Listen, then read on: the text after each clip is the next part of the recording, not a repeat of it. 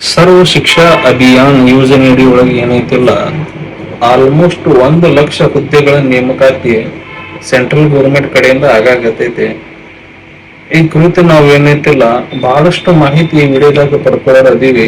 ಇದು ಏನೇನಪ್ಪಾ ಅಂದ್ರ ಒಂದನೇದಾಗಿ ಇದು ಸರ್ವ ಶಿಕ್ಷಾ ಅಭಿಯಾನ 98,305 ಶಿಕ್ಷಕರ ನೇಮಕಾತಿ ಮಾಡ್ಕೊಳಕತ್ತದ 2025ನೇ ಸಾಲಿನಲ್ಲಿ. ಸರ್ವ ಶಿಕ್ಷಾ ಅಭಿಯಾನ ಅಂದ್ರೆ ಏನಪ್ಪಾ ಅಂದ್ರೆ ಇದು ಏನೈತಲ್ಲ ಭಾರತ ದೇಶದ ಒಂದು ಪ್ರಮುಖ ಶಿಕ್ಷಣ ಅಭಿಯಾನ ಆಗ್ಯಾದ. ಇದ್ರ ಉದ್ದೇಶ ಏನೈತಲ್ಲ ಎಲ್ಲಾ ಮಕ್ಕಳಿಗೆ ಗುಣಮಟ್ಟದ ಮೂಲ ಶಿಕ್ಷಣ ನೀಡುವುದು ಇದ್ರ ಉದ್ದೇಶ ಆಗ್ಯದ. ಹೌದಾ?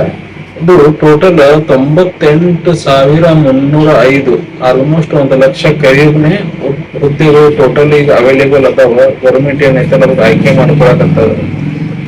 ಮತ್ತೇನಪ್ಪ ಅಂದ್ರ ಈ ಹುದ್ದೆಗಳು ಭಾರತದ ಎಲ್ಲಾ ಸ್ಟೇಟ್ಗಳಿಗೆ ಅಪ್ಲಿಕೇಬಲ್ ಆಗ್ತದೆ. ಎಲ್ಲಾ ಸ್ಟೇಟ್ ಒಳಗೂ ನೀವು ಅಪ್ಲೈ ಮಾಡಕ್ಕೆ ಚಾನ್ಸ್ ಇರ್ತದೆ. ಇದೇನಪ್ಪಾ ಅಂದ್ರೆ ಶಿಕ್ಷಕರಾಗಿ ಕೆಲಸ ಮಾಡಕ ನೀವು PUC ಮುಗಿಸಿದ್ರಪ್ಪ, D.Ed, B.Ed ಯಾವುದೇ ನೀವು ಡಿಸಿಪ್ಲಿನ್ ಅಲ್ಲಿ ಡಿಗ್ರಿ ಮುಗಿಸಿದ್ರಪ್ಪ ಅಂದ್ರೆ ನಿಮ್ಗೆ ಒಂದು ಒಳ್ಳೆ ಅವಕಾಶ ಐತಿ ಆಸ್ ಎ ಟೀಚರ್ ಕೆಲಸ ಮಾಡಕ. ಈ ಸ್ಕೀಮ್ ನಲ್ಲಿ ಸ್ಯಾಲ್ರಿನೂ ಬಹಳ ಚಲೋ ಐತಿ.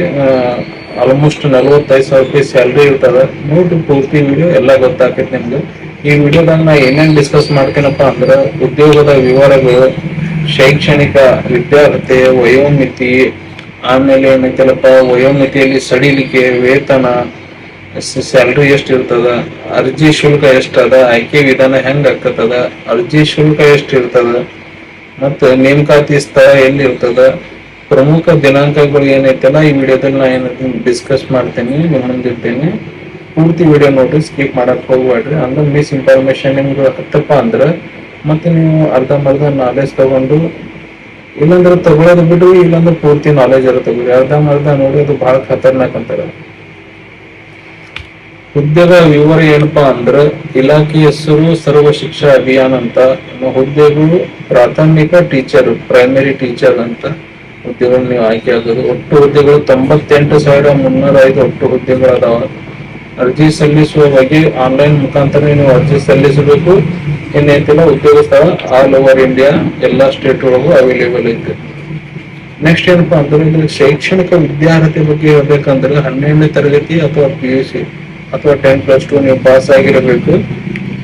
ನೆಕ್ಸ್ಟ್ ಏನಪ್ಪಾ ಅಂದ್ರೆ ನೀವು ಮಾನ್ಯತೆ ಪಡೆದ ಯಾವುದೇ ವಿಶ್ವವಿದ್ಯಾಲಯದಿಂದ ಏನೈತಿಲ್ಲ ಡಿಗ್ರಿಯನ್ನು ನೀವು ಹೊಂದಿರಬೇಕು. ಎಕ್ಸಾಂಪಲ್ BA ಆಯ್ತು, BSc ಆಯ್ತು, B.Com ಆಯ್ತು, B.Ed ಆಯ್ತು, ಇವು ಯಾವ್ದಾದ್ರಲ್ಲಿ ನೀವು ಡಿಗ್ರಿಯನ್ನು ಹೊಂದಿರಬೇಕು.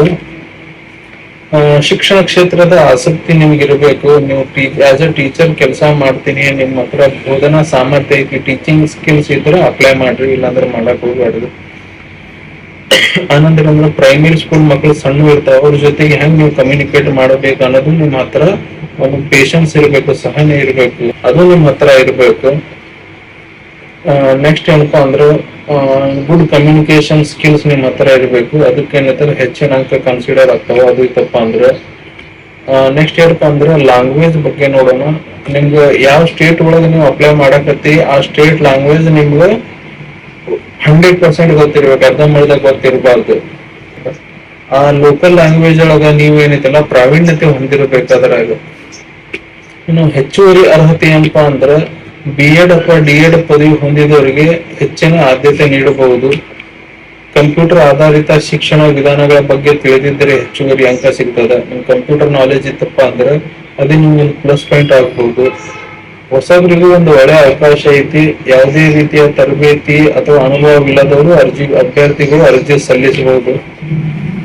ನೆಕ್ಸ್ಟ್ ಏನಪ್ಪಾ ಅಂದ್ರೆ ವಯೋಮಿತಿ ಬಗ್ಗೆ ನೋಡೋಣ. ಕನಿಷ್ಠ 18 ವರ್ಷ ಆಗಿರ್ಬೇಕು, ಇನ್ನು ಗರಿಷ್ಠ 45 ವರ್ಷ ಆಗಿರಬೇಕು. ವಯೋಮಿತಿಯಲ್ಲಿ ಏನೈತಿಲ್ಲ ಸಡಿಲಿಕೆ ಕೂಡ ಐತಿ.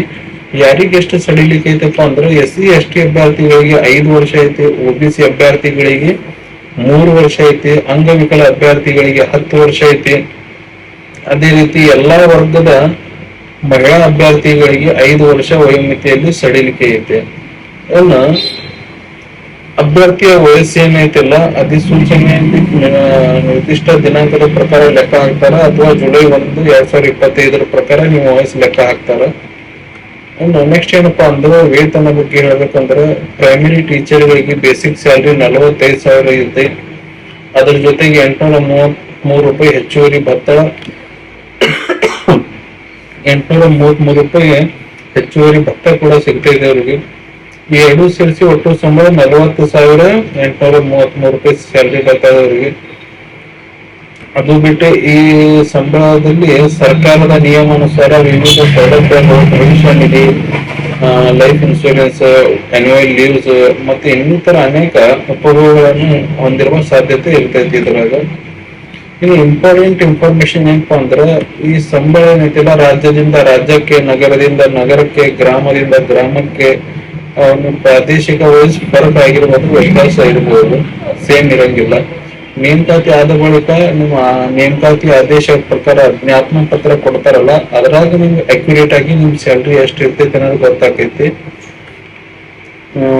ನಿಮ್ಗೆ ಟೀಚಿಂಗ್ ಸ್ಕಿಲ್ ಇತ್ತಪ್ಪ ಅಂದ್ರೆ ಅಂತ ಅಭ್ಯರ್ಥಿಗಳಿಗೆ ಹೆಚ್ಚುವರಿ ವೇತನ ಮತ್ತು ವೇತನದ ಜಾಗತಿಕ ಪರಿಷ್ಕರಣೆ ಹೆಚ್ಚಳ ಅವ್ರಿಗೇನೈತೆಲ್ಲ ದೊರೀತಾವ, ನೀವು ಹತ್ರ ಟೀಚಿಂಗ್ ಸ್ಕಿಲ್ ಆಲ್ರೆಡಿ ಇದ್ದಪ್ಪ ಅಂದ್ರೆ. ಇನ್ನು ಅರ್ಜಿ ಶುಲ್ಕ ಏನೈತಲ್ಲ, ಎಲ್ಲಾ ಅಭ್ಯರ್ಥಿಗಳಿಗೆ 950 ರೂಪಾಯಿ ಅರ್ಜಿ ಶುಲ್ಕ ಐತಿ.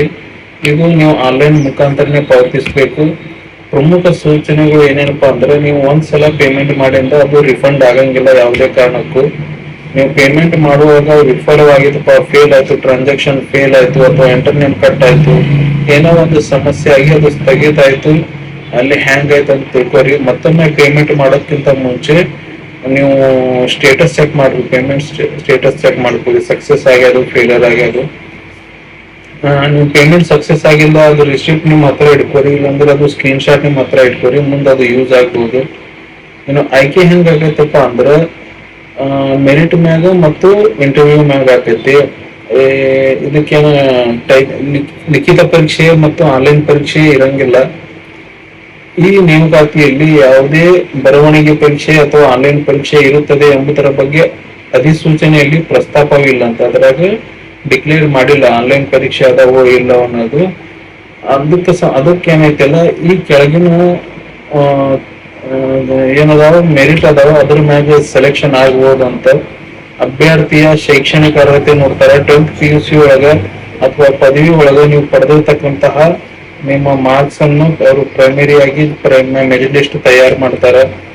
ಹೆಚ್ಚಿನ ಅಂಕಗಳನ್ನು ಪಡೆದ ಅಭ್ಯರ್ಥಿಗಳಿಗೆ ಹೆಚ್ಚಿನ ಆದ್ಯತೆ ನೀಡಲಾಗುವುದು. ಇನ್ನು ಪರ್ಸನಲ್ ಇಂಟರ್ವ್ಯೂ ಕೂಡ ಇರ್ತೈತಿ. ಮೆರಿಟ್ ಪಟ್ಟಿಯಲ್ಲಿ ಮೆರಿಟ್ ಲಿಸ್ಟ್ ಒಳಗ ಶಾರ್ಟ್ ಲಿಸ್ಟ್ ಆದವರಿಗೆ ವೈಯಕ್ತಿಕ ಸಂದರ್ಶನಕ್ಕೆ ಕರೀತಾರ. ಈ ಹಂತದಲ್ಲಿ ಏನಪ್ಪಾ ಆಕೈತಪ್ಪ ಅಂದ್ರೆ, ಸಂವಹನ ಕೌಶಲ್ಯ ಚೆಕ್ ಮಾಡ್ತಾರ, ಬೋಧನೆಗೆ ಸಂಬಂಧಿಸಿದ ನಡವಳಿಕೆ ಕೇಳ್ತಾರ, ಮಕ್ಕಳಿಗೆ ಕಲಿಸುವ ನೈಪುಣ್ಯತೆ ಬಗ್ಗೆ ಕೇಳ್ತಾರ, ಸ್ಥಳೀಯ ಭಾಷಾ ಜ್ಞಾನದ ಬಗ್ಗೆ ಕೇಳ್ತಾರ, ಮುಂತಾದ ಅಂಶಗಳು ಏನೈತಲ್ಲ ಅಲ್ಲಿ ಪರಿಶೀಲಿಸ್ತಾರ ಅವರು. ಇನ್ನು ಅಂತಿಮ ಆಯ್ಕೆ ಹೆಂಗ್ ಆಕೈತಪ್ಪ ಅಂದ್ರೆ, ಮೆರಿಟ್ ಅಂಕಗಳು ಮತ್ತು ಸಂದರ್ಶನ ನಿಮ್ ಪ್ಲಸ್ ಮೆರಿಟ್ ಮಾರ್ಕ್ಸ್ ನೋಡ್ತಾರ, ಪ್ಲಸ್ ನೀವು ಇಂಟರ್ವ್ಯೂ ಒಳಗೆ ಹೆಂಗ್ ಪರ್ಫಾರ್ಮೆನ್ಸ್ ಮಾಡಿದ್ರಿ ಅದು ನೋಡ್ತಾರ. ಅದ್ರ ಆಧಾರ ಮ್ಯಾಗ ನಿಮ್ದು ಫೈನಲ್ ಲಿಸ್ಟ್ ತಯಾರು ಮಾಡ್ತಾರ ಅವರು ಸೆಲೆಕ್ಟ್ ಆದವರಿಗೆ.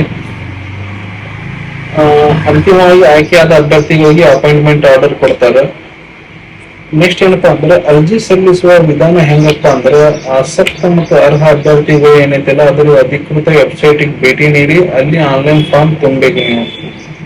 ಅದು ಆನ್ಲೈನ್ ಫಾರ್ಮ್ ತುಂಬಕ್ಕಿಂತ ಮುಂಚೆ ಏನೈತಿಲ್ಲ ಅದು ನೋಟಿಫಿಕೇಶನ್ ಒಂದ್ಸಲ ನೀಟ್ ಆಗಿ ನಿಮ್ಗೆ ತಿಳಿಯುವಂಗ ಓದ್ರಿ. ಓದಿಂದ ನಿಮ್ಗೆ ಸರಿ ಅನಿಸ್ತಪ್ಪ ಅಂದ್ರೆ ಅಪ್ಲೈ ಮಾಡ್ರಿ, ಇಲ್ಲಾಂದ್ರೆ ಮಾಡಕ್ ಹೋಗ್ಬೇಡ್ರಿ. ನೇಮಕಾತಿ ಸ್ಥಳ ಇಡೀ ದೇಶದಾಗ ಐತಿ, ಎಲ್ಲಾ ರಾಜ್ಯಗಳಲ್ಲಿ ಅವೈಲೇಬಲ್ ಐತಿ. ಅಭ್ಯರ್ಥಿಯು ಆಯ್ಕೆಯಾದ ರಾಜ್ಯ ಅಥವಾ ಜಿಲ್ಲೆಗೆ ನಿಯೋಜಿಸಲಾಗಬಹುದು. ಇನ್ನು ಪ್ರಮುಖ ದಿನಾಂಕಗಳು ಏನೇನಪ್ಪಾ ಅಂದ್ರೆ, ಇದು ನೋಟಿಫಿಕೇಶನ್ ಬಿಟ್ಟಿದ್ದ ದಿನಾಂಕ 20/7/2025. ಆನ್ಲೈನ್ ಅರ್ಜಿ ಸ್ಟಾರ್ಟ್ ಆಗಿದ್ದು 22/7/2025.